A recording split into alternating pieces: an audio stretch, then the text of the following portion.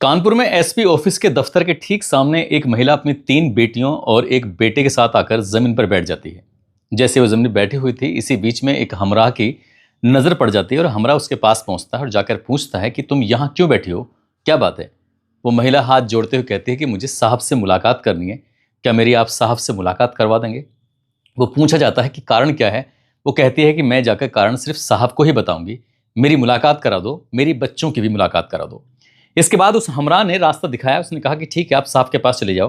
वो एसपी साहब के पास जाती है महिला और एसपी साहब के पास जाने के बाद कहती है कि साहब, हमारा जो गांव है यहाँ से लगभग 150 किलोमीटर दूर है, मैं अपने गांव से आई हूँ, मेरी 3 बेटियां हैं, एक बेटा है, हम लोग बहुत परेशान हैं, समझ नहीं पा रहे हैं आखिरकार करें तो क्या करें, आप ही हमारी मदद कर सकते हैं। जैसे एसपी ने सुना, उन्होंने कहा कि ठीक है मुझे पूरी बात बताओ, क्या बात है, मैं तुम्हारी किस तरह से मदद कर सकता हूँ। महिला कहती है कि साहब जो मेरा पति है वो भी पुलिस में कांस्टेबल है, सिपाही है, लेकिन उसने 2 और महिलाओं के साथ संबंध बना रखे हैं, उन्हीं के साथ आता है जाता है, लेकिन कभी घर नहीं आता, हमसे बातचीत नहीं करता, तो इसलिए आप मेरी मदद कर दीजिए, मैं अपने बच्चों की कैसे परवरिश करूं, मेरी समझ में नहीं आता है। पति आए या ना आए, लेकिन वो कम से कम बच्चों के लिए कुछ तो मदद करता रहे। इस तरह की जब बात आती है तो एसपी साहब उसकी बात को सुनने के बाद उन्हें भी लगता है कि हाँ, इस महिला की एक जो समस्या है वो पूरी तरह से जेन्युइन है। इसके बाद उन्होंने कहा कि ठीक है, मैं आपकी किस तरह से मदद कर सकता हूँ, आपको क्या हेल्प चाहिए। महिला कहती है कि साहब जो उनकी तनख्वाह है उस तनख्वाह में से आधी मुझे मिल जाए ताकि मैं अपने बच्चों का भरण पोषण कर सकूं, बाकी आधी तनख्वाह वो कहाँ डालते हैं कहाँ नहीं डालते हैं मुझे इससे कुछ भी लेना देना नहीं है। जैसे एसपी साहब से ये बात कही जाती है, एसपी साहब को लगता है कि इस महिला की मदद करनी चाहिए, बेटियां बड़ी हो रही हैं और बेटा भी बड़ा हो रहा है, आखिरकार उनकी पढ़ाई लिखाई बहुत सारे खर्चे होते हैं। जैसा उस महिला ने कहा, एसपी ने बात मानी और ये आदेश कर दिया जाता है कि कांस्टेबल की जब तनख्वाह आएगी तो आधी महिला के हिस्से में जाएगी और आधी तनख्वाह जाएगी उस कांस्टेबल के हिस्से में। जैसे ही उस महिला को ये बात सुनने में आती है, महिला एकदम चहकती हुई, खुश होती हुई अपने गांव घर वापस आती है और अपना बच्चों में पूरी शिद्दत, पूरी ईमानदारी से ध्यान लगाकर रहना शुरू कर देती है। लेकिन वो नहीं जानती थी कि आगे जो होने वाला है वो इतना खतरनाक होगा कि उसने उसकी कभी कल्पना भी नहीं की थी। आदाब, नमस्कार, सत श्री अकाल। मैं उस्मान सैफी। आज की जो सच्ची घटना मैं आपको सुनाने जा रहा हूं, ये सच्ची घटना है 29 अप्रैल 2005 की सुबह लगभग 10 बजे के आसपास का वक्त हो रहा था। उत्तर प्रदेश के जिला फर्रुखाबाद का थाना मोहम्मदाबाद लगता है और मोहम्मदाबाद थाना क्षेत्र में एक गांव लगता है विदा। यहाँ पर एक व्यक्ति जिसका नाम अमर सिंह यादव होता है, वो एक ड्राइवर के साथ मारुति वैन लेकर सीधा अपने घर पहुंचता है। मारुति वैन का जो नंबर होता है यूपी 78C 8262, उस गाड़ी को लेकर पहुंचता है और जाने के बाद पहुंचता है अपने बेटे के पास, जाता है, बेटे से बातचीत करता है, उसके लिए कुछ खाने की चीज़ भी लेकर गया था। अपने बेटे से कहता है, बेटा पंकज तुम कैसे हो, ठीक ठाक हो। जो बच्चा है वो अपने पिताजी से बहुत ज़्यादा अच्छे से बात नहीं कर रहा था, लेकिन जब पिताजी ने बार बार उससे पूछा तो वो कहता है कि हाँ मैं ठीक हूँ। तभी वो कहते हैं कि चलो शहर चलते हैं, कुछ खरीदारी करके लेके आएंगे। पता है अगले महीने बहन की शादी है, तो बहन की शादी के लिए बहुत सारी खरीदारी भी करनी है, जाकर अपनी मम्मी से बोल दो, अपनी बहनों से बोल दो और वो तैयार हो जाएंगी। बस इतना था। उस बच्चे ने, जिसका नाम पंकज होता है, अपनी माँ उर्मिला देवी के पास पहुँचता है और उर्मिला देवी से जाने के बाद कहता है कि पापा आए हैं, और आने के बाद वो इस तरह से कह रहे हैं कि हमें खरीदारी करने के लिए शहर जाना है, तैयार हो जाओ। अब जो महिला है ये बात सुनने के बाद वो तैयार हो जाती है, क्योंकि अगले ही महीने यानी कि 11 मई 2005 में उसकी बेटी की शादी जो होनी थी। सबसे बड़ी वाली जो बेटी होती है जिसका नाम ममता होता है, नाम ममता, और उम्र लगभग उसकी 22 साल के आसपास होती है। दूसरी बेटी जिसका नाम पूजा है, उम्र जिसकी लगभग 20 साल के आसपास होती है। तीसरी बेटी सुधा, जिसकी उम्र लगभग 18 साल के आसपास होती है। और एक बेटा होता है जिसका नाम पंकज, जिसकी उम्र लगभग 13 साल के आसपास होती है। वो महिला जैसी ये बात सुनती है, सुनने के बाद एकदम से अपने बच्चों से कहती है, बच्चों जल्दी से तैयार हो जाओ, पापा के साथ बाजार चलना है, खरीदारी करके लेके आनी है। बच्चे तैयार हो जाते हैं। बच्चे तैयार होने के बाद वैन मारुति में बैठ जाते हैं। यहाँ से जो गांव है, गांव से लगभग करीब करीब 21 किलोमीटर दूर एक छिबरा मऊ जगह लगती है। छिबरा मऊ में वो वैन मारुति से ड्राइवर के साथ सीधे वहां पहुंच जाते हैं। वहां जाने के बाद एक दुकान से दूसरी दुकान, दूसरे से तीसरी दुकान, तीसरी चौथी दुकान, इस तरह से दुकान दर दुकान चक्कर लगाते रहते हैं, लेकिन खरीदारी कुछ भी नहीं हुई थी। जब खरीदारी नहीं होती है तो महिला कहती है कि हम लोग यहाँ करने के लिए क्या आए हैं। वो कहता है कम से कम मोल भाव तो कर लें, अगर आज खरीदारी नहीं हुई तो कल खरीदारी कर लेंगे, इसमें परेशान होने वाली क्या बात है। देखते ही देखते कब शाम हो जाती है पता ही नहीं चलता। लगभग शाम के 6:30 बजे के आसपास का वक्त हो रहा था। ड्राइवर से कहा जाता है, भैया ड्राइवर चलो घर वापस चलते हैं। और जब वापस चलने वाली बात आती है तो ड्राइवर अपनी गाड़ी में बैठता है, साथ ही वो जो व्यक्ति अमर सिंह यादव है वो भी बैठ जाता है, जो उसके बच्चे हैं वो भी सब बैठ जाते हैं। और बैठने के बाद यहाँ छिबरा मऊ बस स्टैंड के पास आके फिर से गाड़ी रोक ली जाती है। गाड़ी रोकने का कोई स्पष्ट कारण नहीं दिया जाता, बच्चे बैठे रहते हैं और जो उनकी खाने की चीज़ें लाई जा सकती थी ताकि वो शोर न मचाएं, ताकि वो कोई आवाज़ ना करें, ताकि उन्हें कोई अटपटा ना लगे। बच्चे जो बोलते रहे उनके लिए खाने के लिए वो चीज़ आती रही। करीब करीब 1 घंटा और यहाँ पर ऐसे ही बिता दिया जाता है। जब 1 घंटा बीत जाता है तब वो महिला पूछती है कि हम यहाँ रुके हुए क्यों हैं, इसकी क्या वजह है, क्या बात है।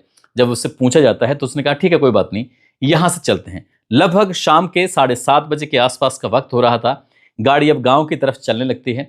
अभी कुछ ही किलोमीटर चले थे।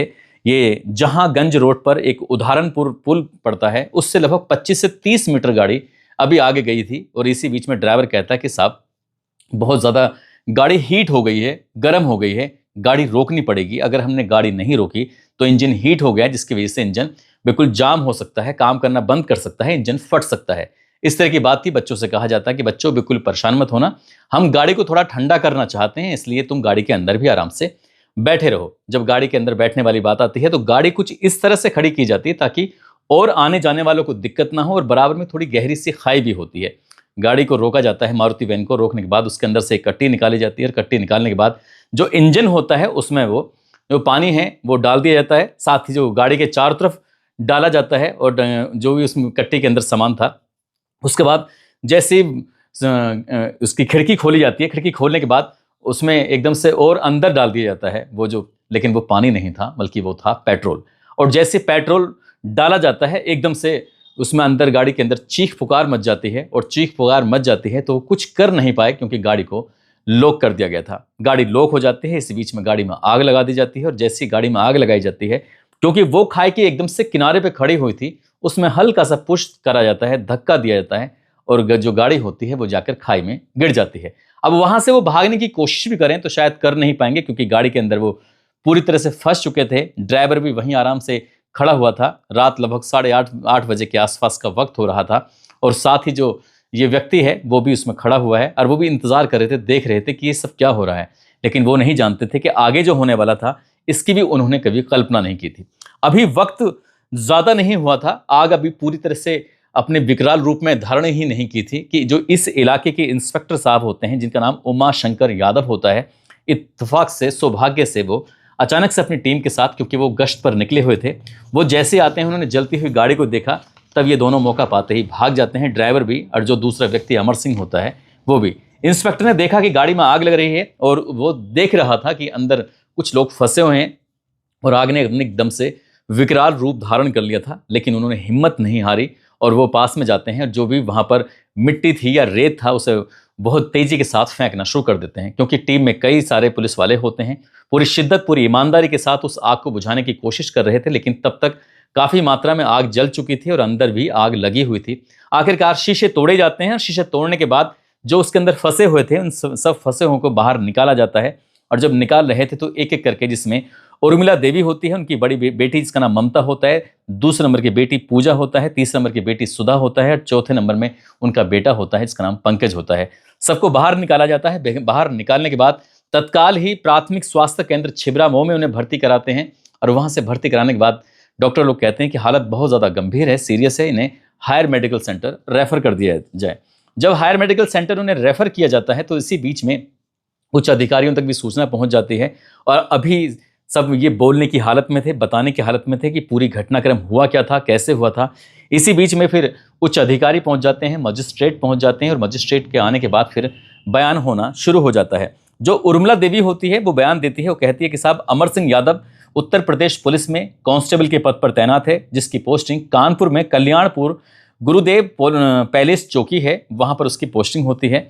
दरअसल उसका एक शशि नाम की और एक भर्थना नाम की एक महिला के साथ अवैध संबंध है। हो सकता है कि उसने उससे शादी भी कर ली हो, इसलिए वो हमसे किनारा करना चाहता था, हमारे बच्चों से किनारा करना चाहता था, हमसे दूर रहना चाहता था। एक दिन वो एसपी के पास जाती है और एसपी के पास जाने के बाद उनसे मदद मांगती है। कहती है वो चाहे कहीं भी जाए, मुझे आधी तनख्वाह मिल जाए तो मैं अपने बच्चों का भरण पोषण कर सकती हूँ, इसलिए मेरी परिवार की आप मदद कर दीजिए। एसपी ने वो मदद कर दी थी और 50% जो उसकी तनख्वाह थी अब पत्नी के हिस्से में आने लगी थी और पत्नी आराम से बच्चों की परवरिश कर रही थी। लेकिन इसी बीच में जो होता है उसकी किसी ने कल्पना की ही नहीं थी। इसके बाद फिर मजिस्ट्रेट जाते हैं ममता के पास, फिर पूजा के पास जाते हैं, फिर सुधा के पास जाते हैं और पंकज के पास जाते हैं। अमूमन चारों बच्चों के जो बयान थे वो लगभग एक जैसे ही थे। जो बच्चों ने बोला वही उनकी माँ ने बोला। माँ ने कुछ थोड़ा ज़्यादा बोला। माँ ये कहने लगती है कि शशि और भरतना नाम की महिला के साथ उसके अवैध संबंध हैं, हो सकता है कि उसने उनसे शादी भी कर ली हो और इसीलिए वो हमें छोड़ना चाहते थे। बड़ी बेटी ने भी कुछ ऐसी ही जानकारी दी थी और छोटी बेटी ने भी, उससे छोटी ने भी और सबसे छोटे वाले बच्चे ने भी यही जानकारी दी थी। उनका इलाज चलने लगता है, लेकिन इलाज के दौरान जो उर्मिला देवी होती है उसकी भी मौत हो जाती है, बड़ी बेटी होती है ममता उसकी भी मौत हो जाती है और पूजा होती है उसकी भी मौत हो जाती है। लेकिन सुधा और पंकज की हालत में धीरे धीरे दिन पर दिन सुधार होने लगता है। पुलिस ने इसमें मामला दर्ज कर लिया था। मुकदमा अपराध संख्या 310/2000 आईपीसी की धारा 302, जिसमें मृत्यु दंड की सजा सुनाई जाती है जब उसको निचली अदालत पर मामला पहुंचता है, और 302 में आजीवन कारावास की सजा सुनाई जाती है। साथ ही 436 की जो धारा होती है उसमें 7 साल कठोर कारावास की सजा सुनाई जाती है। कांस्टेबल लगातार ये कहता रहा कि मैंने ये जुर्म नहीं किया, मैंने ये अपराध नहीं किया। इसलिए वो उच्च न्यायालय में जाकर एक अर्जी देता है। उच्च न्यायालय में जाकर अर्जी देने के बाद वहां पर भी वो यही बात कहता है कि साहब मैंने ऐसा कुछ भी नहीं किया है, मुझे तो सिर्फ झूठा फंसाया जा रहा है, ये एक मनगढ़ंत कहानी है। जबकि उसमें जो इंस्पेक्टर होते हैं उमा शंकर यादव, उन्होंने भी कोर्ट में जाकर यही बयान दिया था कि एक व्यक्ति और साथ में एक और उसके साथ होता है, वो आग लगा रहे थे और वो मौका पाती भाग जाते हैं। हमारी टीम ने उन्हें पकड़ने की बजाय लोगों को बचाने में अपनी पूरी ताकत लगाई। हम चाहते तो उन्हें रंगे हाथों पकड़ सकते थे, अगर हम उन्हें पकड़ते तो शायद ये 2 बच्चे तो बिल्कुल भी किसी कीमत पर नहीं बचते। आखिरकार जो जिंदा थे उनके भी बयान होते हैं कोर्ट के अंदर, जो पुलिस वाले थे उनके भी बयान होते हैं, और बयान होने के बाद निचली अदालत से मृत्यु दंड की सजा सुनाई जाती है और अलग अलग धाराओं में भी सजा सुनाई जाती है। लेकिन जब मामला उच्च अदालत में पहुंचता है तो उच्च अदालत ने पूरे मामले की सुनवाई की और सुनवाई करने के बाद कहा कि जो निचली अदालत ने फैसला दिया है वो बिल्कुल एकदम राइट दिया है, सही फैसला दिया है। इसलिए इस पुलिस वाले की जो सजा है मृत्यु दंड की, वो मृत्यु दंड ही रहेगी और जो बाकी धाराएं हैं उस धाराओं में भी वही रहेगा। एक बार फिर से उच्च अदालत यानी कि सुप्रीम कोर्ट में अपील दायर की जाती है, और जब सुप्रीम कोर्ट में अपील दायर की जाती है तो सुप्रीम कोर्ट में सुनवाई होती है। वो तारीख आती है 1 जुलाई साल 2014। आखिरकार सुप्रीम कोर्ट की तरफ से जब फैसला आता है तो सुप्रीम कोर्ट कहता है कि जिस व्यक्ति यानी कि उस पुलिस वाले को मृत्यु दंड की जो सजा सुनाई गई है, उस मृत्यु दंड की सजा को आजीवन कारावास में बदला जाता है। लेकिन कम से कम 30 साल तक इसको सलाखों के पीछे रहना ही पड़ेगा।